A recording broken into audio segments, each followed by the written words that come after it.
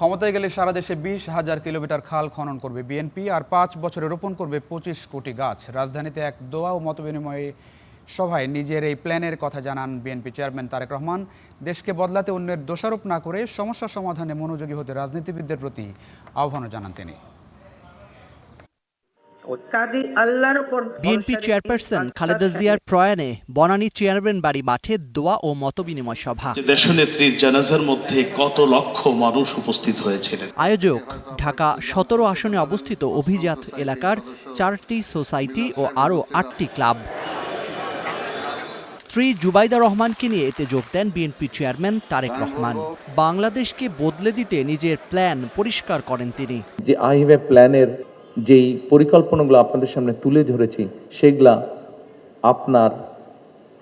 আপনার সন্তান, আপনার পরিবার, আপনার প্রতিবেশী, আপনার দেশের মানুষ সামগ্রিকভাবে আমাদের সকলের জন্য কিছুটা হলেও বেটার হবে। আপনি বুক ভরে শ্বাস নিতে পারবেন, আপনি নিশ্চিন্তে পানি পান করতে পারবেন, আপনি নিশ্চিন্তে রোডে হয়তো ট্রাফিক জ্যাম হবেই কিন্তু কম হবে, এরকম পরিস্থিতি তৈরি হবে।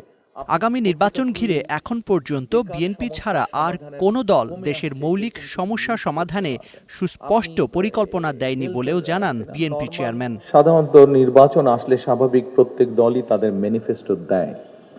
ম্যানিফেস্টো তো ম্যানিফেস্টোই, কিন্তু আমার ধারণা তথ্য প্রমাণ দিয়ে এখন পর্যন্ত কেউ হাজির করতে পারবে না যে আমার দল বিএনপি ছাড়া আর কোনো রাজনৈতিক দল এই মুহূর্তে বাংলাদেশের মানুষের সামনে তাদের পানি সমস্যা, তাদের